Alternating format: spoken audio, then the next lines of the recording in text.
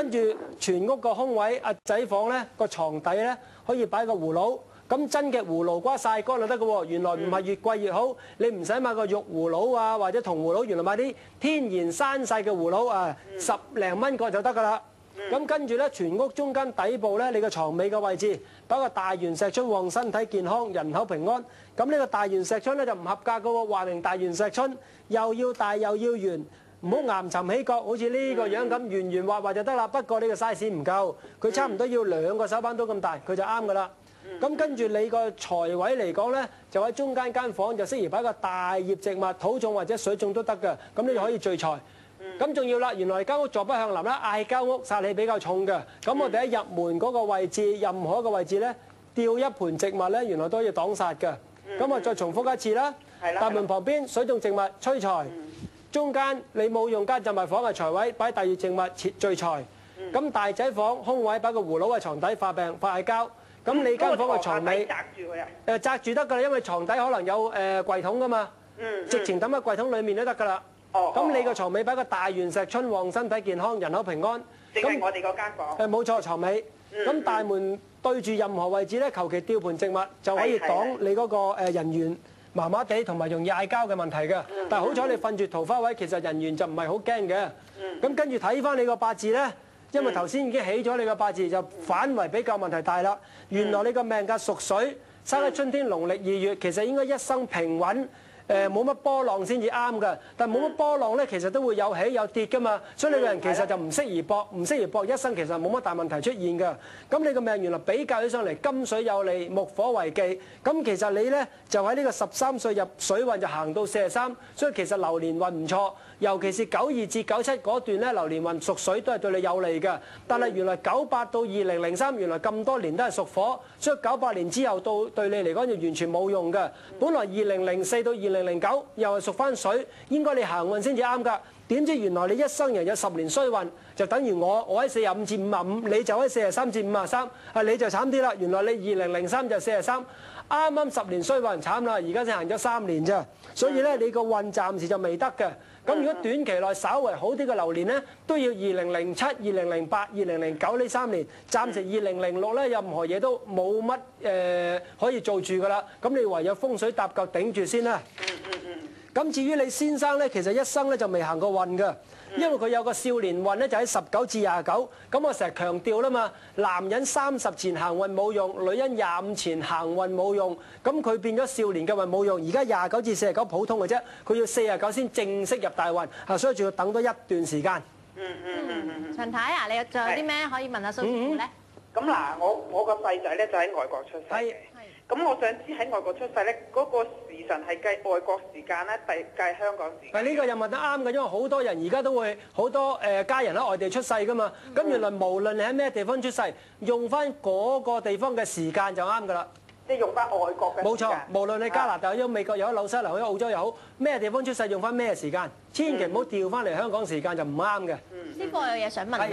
咁如果嗰個佢而家攞咗嗰個碌架床嗰個位嚟做雜物房啦，咁嗰個係財位嚟㗎。冇錯。咁如果個大仔真係可以搬去嗰間房，好好多，好好多。因為其實佢而家做雜物房，反正用唔到2個房啦嘛。係咯。叫個大仔搬翻去財位呢個房，起碼人緣又好啲，人都健康啲，做嘢都精神啲。係師傅，我見到佢咧主人房嗰度咧都有啲公仔嘅擺設啊。係。咁如果咧將啲公仔咧轉咗做兔仔型嘅擺設得唔得？係喎，今年黃。如果你信擺嗰啲嘢有用咪得咯？如果你問我乜都唔信噶嘛，你唔見我寫咩？如果你信嘅話，你就擺隻兔仔啦。我仲要咁樣寫嘅，你就問我廢話啦又。師傅啊，我想問下咧，頭先嗰位觀眾嘅廚房望出去，咪見到個角位？係啊。應該點樣化解佢咧？係喎，我都唔記得教阿陳太化解喎。咁原來咧，本來窗外面有角咧，其實就唔重要，因為咁細隻角。咁但係因為佢距離真係近得好緊要，好似直情喺隔離咁樣，咁先會有問題嘅啫。咁逢係有角嚟講咧，我哋一般嚟講咧，就吊植物啊，或者係反光紙咧，都可以化解㗎啦。咁應該佢廚房窗邊求其吊啲植物都可以化解嘅。好，嚟到呢度咧，又要休息下啦喎。下一 part 翻嚟咧，會繼續解答家庭觀眾嘅風水問題嘅。冇問題，仲好啲啦，財位啦嘛。係咯。人都精神啲，再百厭啲。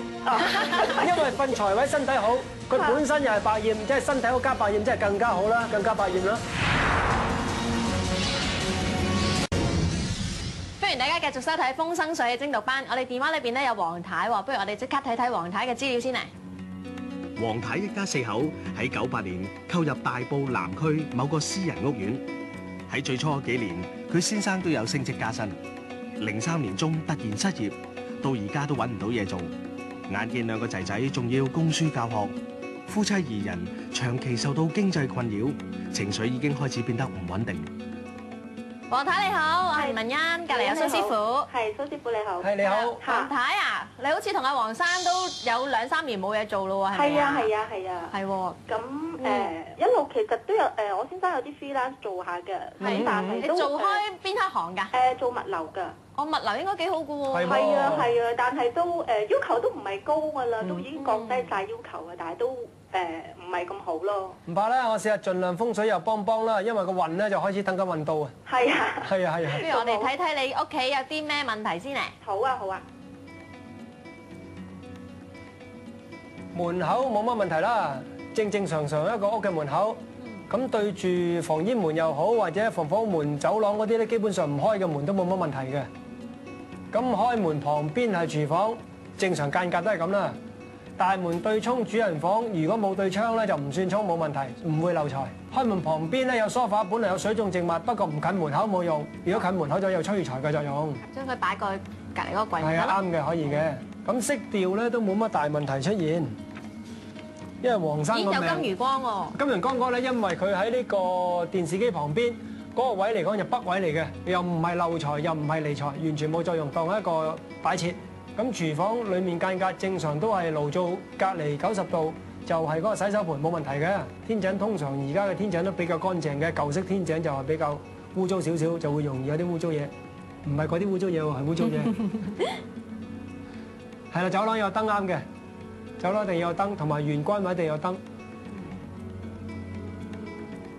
中間房床對呢一個窗冇問題，床對床頭位窗咧，或者床頭挨櫃咧都冇乜問題嘅。